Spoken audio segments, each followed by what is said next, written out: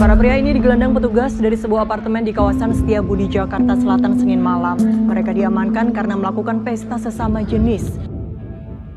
Polis Kelantan melalui unit Task Force Ketua Polis Kelantan berjaya mematahkan cubaan mengadakan satu pesta gay dalam satu serbuan di Bismillahirrahmanirrahim. Assalamualaikum warahmatullahi wabarakatuh. Sahabat muslim yang dirahmati Allah, di tengah modernisasi dan arus budaya dunia, semakin banyak perilaku menyimpang yang dinormalisasi atas nama hak asasi manusia. Salah satunya adalah liwat atau hubungan sesama laki-laki. Kali ini kita akan mempelajari apa itu liwat, hukumnya, dalilnya, sejarahnya di masa Nabi Lut, serta bahaya yang mengancam kehidupan manusia bila perilaku ini dianggap biasa. Yang pertama ada pengertian liwat. Liwat adalah hubungan seksual sesama laki-laki, yaitu memasukkan kemaluan pria ke dalam anus pria lain. Istilah ini dikaitkan dengan Nabi Lut karena kaumnya adalah kaum pertama dalam sejarah manusia yang melakukan perbuatan ini secara terang-terangan, bahkan menganggapnya sebagai gaya hidup. Dalam Islam, liwat bukan hanya penyimpangan moral, tetapi juga bentuk kerusakan fitrah manusia. Yang kedua, hukum dan hukuman bagi pelaku liwat. Para ulama sepakat bahwa liwat adalah perbuatan haram dan termasuk dosa besar. Bahkan, hukumnya lebih berat daripada zina.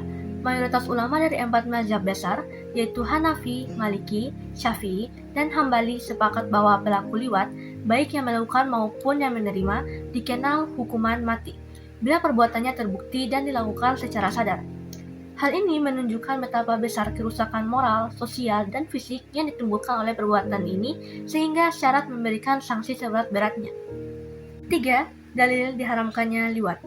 Allah berfirman dalam Quran Surah Al-A'raf ayat 80-81. Ingatlah ketika Lut berkata kepada kaumnya, "Mengapa kamu mengerjakan perbuatan keji yang belum pernah dilakukan oleh seorang pun sebelum kamu?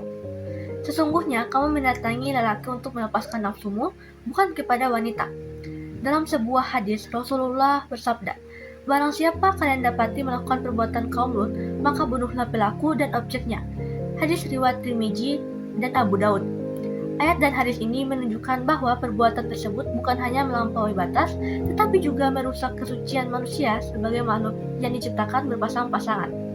Kemudian, sejarah liwat pada zaman Nabi Lut. Kaum Nabi Lut adalah kaum yang awalnya diberi nikmat oleh Allah, hidup makmur dan sejahtera. Namun, mereka menyimpang dari fitrah. Mereka memilih sesama laki-laki, meninggalkan wanita, dan menjadikan perbuatan ini sebagai budaya bahkan hiburan. Nabi Lut memperingatkan mereka dengan penuh kesabaran, tetapi mereka justru mengejek dan menolak dakwanya. Akhirnya Allah menurunkan azab yang sangat dahsyat. Kota mereka dibalikan, lalu dihujani batu panas dari langit. Ini menjadi pelajaran besar bahwa ketika umat manusia merusak fitrah, Allah akan menghilangkan keberkahan hidup dan menghancurkan mereka. Adapun dampak jangka panjang bila liwat dinormalisasi. Normalisasi liwat bukan sekadar soal perilaku pribadi, tetapi ancaman terhadap masa depan peradaban manusia. Pertama, merusak keluarga dan pernikahan. Jika hubungan sesama jenis dianggap wajar, pernikahan kehilangan maknanya sebagai tempat membentuk generasi. 2. Menghentikan kelanjutan keturunan. Manusia akan bergantung pada donor sperma, bayi tabung, hingga manipulasi genetik. Lama-kelamaan, populasi bisa menurun drastis. 3. Kebingungan identitas anak. Anak tidak lagi memiliki figur ayah ibu yang jelas, menyebabkan gangguan emosional dan moral. Keempat, ledakan penyakit berbahaya. Hubungan melalui anus meningkatkan risiko HIV atau AIDS, hepatitis, kanker anus, serta penyakit menular seksual lainnya. 5.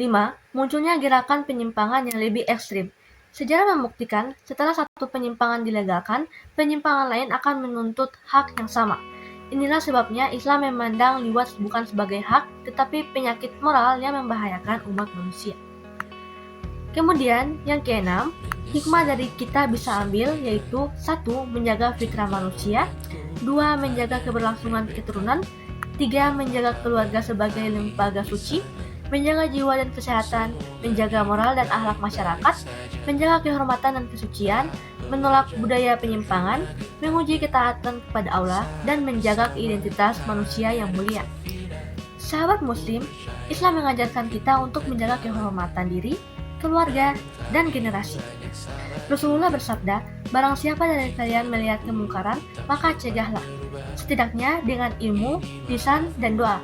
Semoga kita dan generasi kita terjaga dari fitnah zaman ini, serta tetap berada dalam lindungan Allah.